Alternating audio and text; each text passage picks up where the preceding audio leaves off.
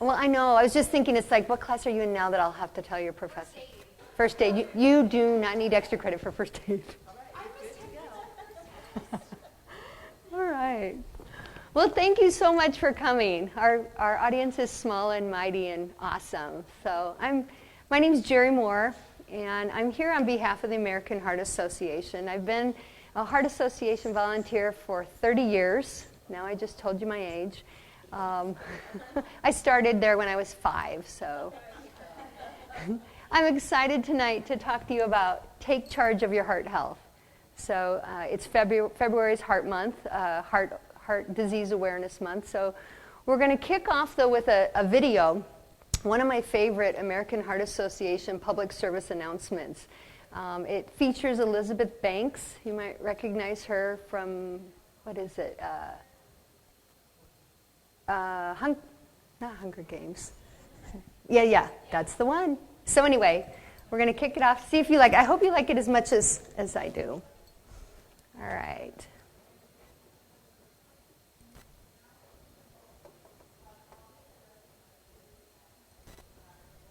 It started out like a totally normal day.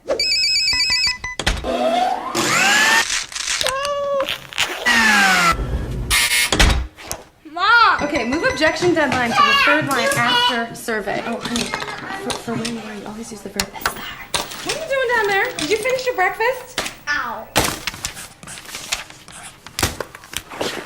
Whew. Don't hit your brother. Honey, you have to eat something. Here. Okay, 5 minutes to carpool. Where's my coffee? You okay, Mom? Oh, I'm fine. Sandwich orders. What do you want? Almond butter and jelly. Spaghetti. You sure you're okay? I'm fine, sweetie. I am so late. Hey, buddy, how you doing? Hey, honey. You okay? Yeah, I'm fine. You sure? Oh, yeah. Here. Acai, my favorite. See you guys later. Where are your shoes? Put your shoes back on, please. You know, go help your sister. We're going in 3 minutes. Oh, my God, what am I doing? I forgot to cut off the crust. Voila. Shoes on, potty if you need it. Honey, get your sister. Okay, get her. Shoes. Nobody move. I'm getting a dustpan. Oh. Mom! I think you're having a heart attack. Honey, do I look like the type of person who has a heart attack? Just gonna sit down. I'm totally fine. Don't forget to wear the high socks with the shin guards. Forget about the shin guards, Mom. Come on, Mrs. Underdog is not gonna wait.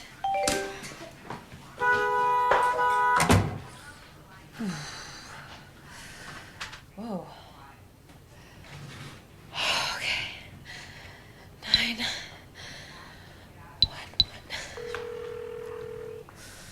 Hi, sorry to bother you. I think I might be having a little heart attack. Nothing really, just some nausea, tightening of the jaw, dizziness, shortness of breath, muscle pain, achiness, this terrible pressure in my chest. Oh, really? They can be here in how long? 2 minutes. Can you make it 10? I thought I had gas. Turns out I was having a heart attack. Heart disease is the #1 killer of American women. So now I take care of my heart, and I tell the women in my life to do the same. Sounds great, by the way. That's nice, sweetie, but that's not my heart. That is. Make it your mission to save your life and the lives of the women you love. Find out more from the American Heart Association at goredforwomen.org.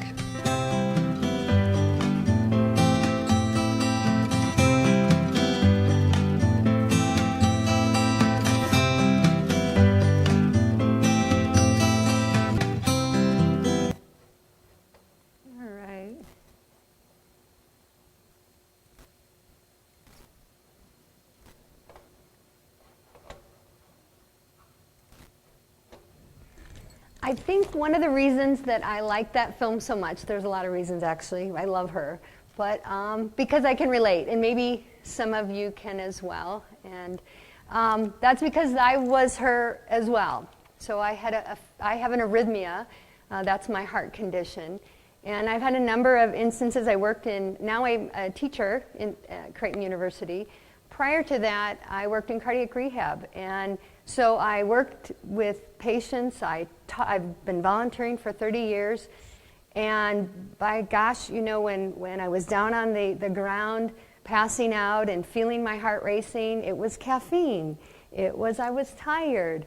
I had all the excuses because I'm not going to have anything wrong with me. And so it took many, many years for me to even go in and get it checked out. Fast forward, and a couple years ago, I'm passed out. My dear husband, who was a saint, I said, it's time to call the squad. Even then, I'm trying to be in control. I'm telling him when to call the squad. And just similar to the film, actually, as I came to then, I looked around the room and I said, before the squad got there, can you pick up these dirty clothes before they get here? And so if you thought that was a little far-fetched, it was not at all. And in fact, the American Heart Association put that together based on women's true stories. So, take note of that. And bottom line, although it is humorous, it is also quite serious that women need to make their health a priority. And we need to stop trying to be everything to everyone. And so the things we're going to talk about tonight is, again, taking charge of our heart health. And the three main areas are knowing your numbers, and what we mean by that is knowing your risk factors for heart disease. Secondly, recognizing the warning signs of a heart attack. And then lastly, choosing to take the time to take care of you. And I think that's the hardest, and whether it's men or women, certainly we'll do lots of things for everyone else and ignore ourselves. So we're gonna talk about that just a little bit. So that first area that we're going to talk about is knowing your numbers.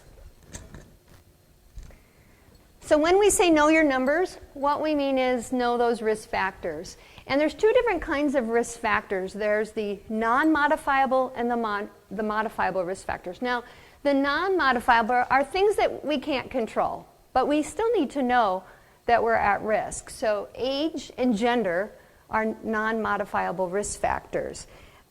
Men age 45 and older and women age 55 and older are more likely to have a heart attack than younger men and women. We were just talking about before we started here that it's hard to believe I'm 52 years old. I'm getting to that age where I'm more likely to have a heart attack than years ago. And so we need to be aware of that. We need to be aware that if you're having some chest pain or symptoms, which we'll talk about in a little bit, it may not be indigestion. It may truly be something's wrong.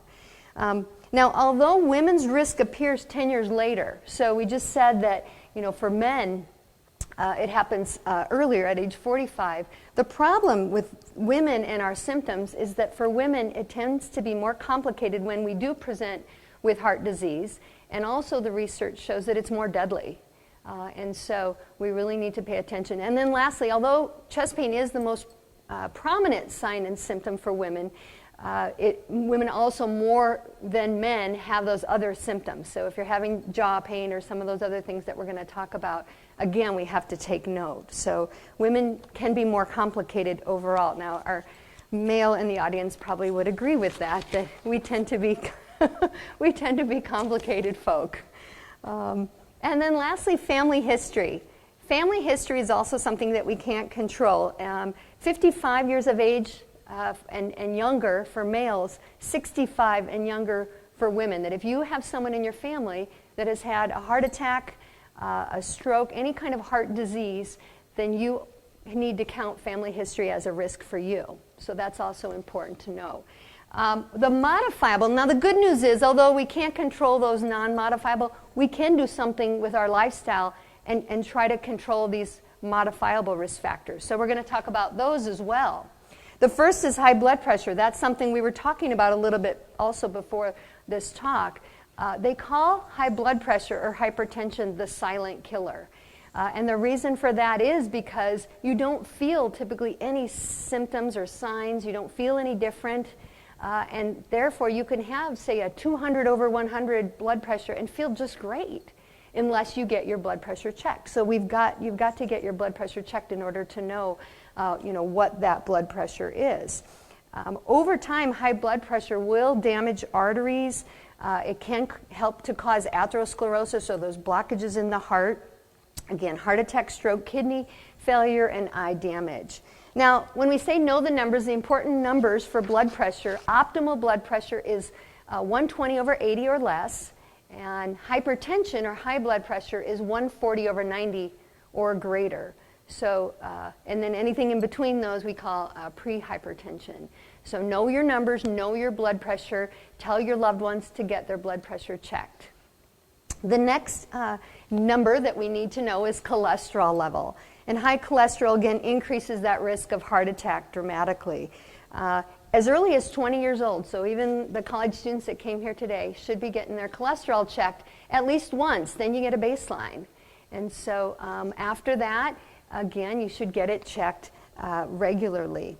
Now, the numbers that you need to know, total cholesterol levels of less than 200 are desirable. There's different kinds. If you get a total lipid profile, that's a breakdown. And if you get that breakdown, sometimes that can be confusing. But an easy way to remember it is LDL is the low-density lipoprotein. And you can think of the L stands for lousy.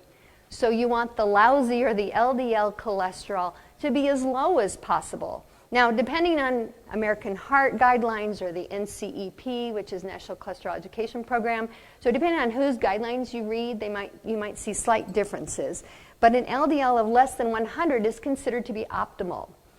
It's considered to be high if it's 160 or greater. So that you want the lousy or the LDL to be low.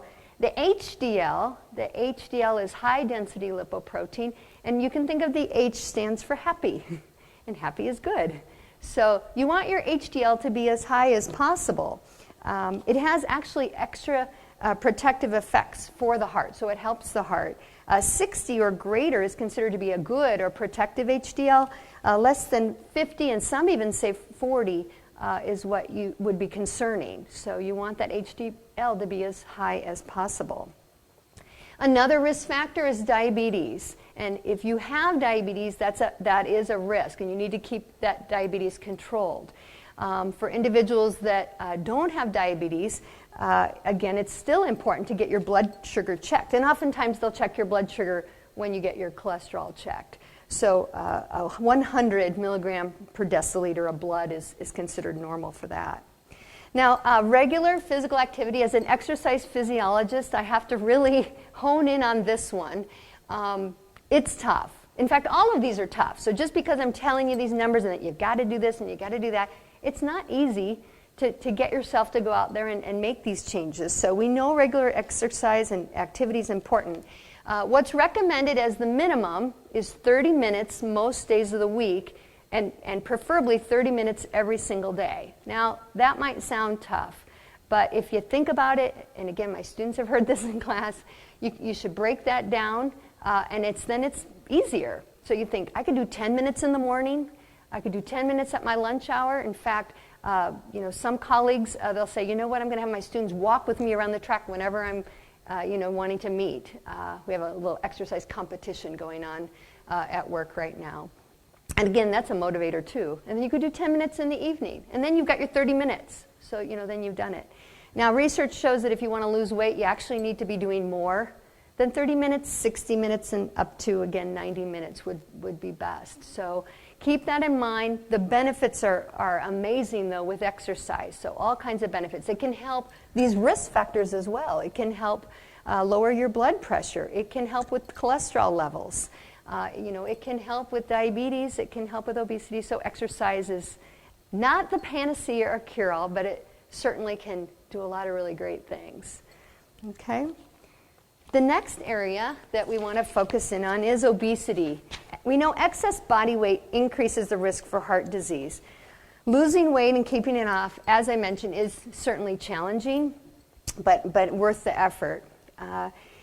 There's a number of websites, if you're into technology, websites, phone apps, all kinds of wonderful ways that you can track basically what you're eating and then your exercise. So when we think about losing weight, I wish there were a magic pill. I don't know of any. There's a lot. If you start Googling weight loss, you can find fads, gimmicks, gadgets, crazy kinds of things. But bottom line, working out, exercising, burning those calories, and then tracking what you eat is most important. And if you do like technology, again, MyFitnessPal, Live Strong, Choose My Plate, there's all kinds of really great things. And in fact, I can help you if that's something that you would get into. In fact, some of them, you can just take that barcode on your can or food or whatever item you're eating and scan it right in, and you don't even have to type. So if you don't like to type, you can just scan the foods you're eating. So there's no reason that we shouldn't be keeping track of those kinds of things. 1 to 2 pounds is what we recommend for weight loss. It would be safe. Smoking and long-term exposure to secondhand smoke. So for many years we knew secondhand smoke wasn't a good thing, but now actually research shows that also increases your risk of heart attack and heart disease. If you have lived with someone that's a smoker, or if you work in an environment where you're around smoke a lot, that's going to increase your risk for heart attack and heart disease. So talk to your physician if you're trying to stop smoking. Join a smoking cessation program. Again, it's very challenging, so to try to do it in a number of ways. So joining a program, getting that support you need, medications can be very helpful. Now, although it's important to know our numbers, that second point that I mentioned, we're also going to talk about tonight, and that is that the sad fact is that even though we know our numbers, we certainly, that heart attack is a reality. And in fact, in the United States, there's a heart attack every 40 seconds. 790,000 people a year suffer from a heart attack. So it's the number one cause of death in both men and women. So we all need to know about the signs of a heart attack. And so recognizing those warning signs, the first and most classic is chest pain. Now, they call it like the Hollywood heart attack, where someone has crushing chest pain and they fall over. Sure, you can have that kind of chest pain, but it's not always that way. Sometimes the chest pain can kind of come and go. It may not be pain at all. People talk about it as a fullness, a burning, a pressure. So those would all be signs of a heart attack that we need to be aware of. You can have pain in we often say the left arm, but it can also be the right arm, the right shoulder, can radiate down. Again, that's an important sign or symptom. Shortness of breath, so not being able to catch your breath. Now, not like when you're just running up some stairs, but when you truly can't catch your breath and you know something's not right. Breaking out in a cold sweat, kind of like the film where she was breaking out into that cold sweat, couldn't catch her breath, feeling nauseous or lightheaded. So again, it can be tricky if you think about it. If the person doesn't have chest pain and they just have some of those bottom signs and symptoms, you may not quite know what's wrong, but you know something very serious is wrong, and you need to either get yourself, if it's you, or get that person help and call 911 right away. So we know again that it's a true emergency, and you need to get help immediately and not to delay. Time is, as they say, time is muscle, or saving that heart muscle from damage. Now, lastly, and probably most importantly, really, is taking that time to take care of yourself. Again, we oftentimes, and this is where the part with women come into play in the Go Red for Women campaign, that we do a really good job of kind of nurturing, caring, taking care of everyone else, and you've got to take care of yourself. And it starts with listening to your body.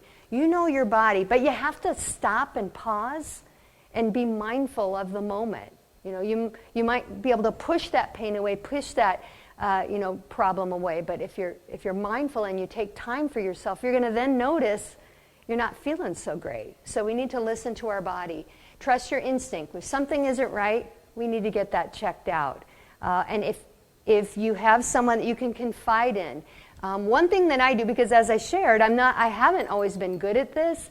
I tell someone that I know is going to give me good advice, and then if I don't have anyone there when I'm trying to figure out if my symptoms, problems are important or not, you can pretend like you're hearing it from someone else. When I share that story to you, if you told me the same thing, I'd say, that's ridiculous. You should have gone in. What were you doing? So I think when it's ourselves, we don't always do that. And so again, that can maybe help you, I hope. Make it your mission to save your life and the lives of the women you love, just like it talked about in that film. And go red for women. And that's what that little red dress pin is reminding us, but especially women who, in the research, again, they've been under-researched, underdiagnosed, and research has found undertreated as well.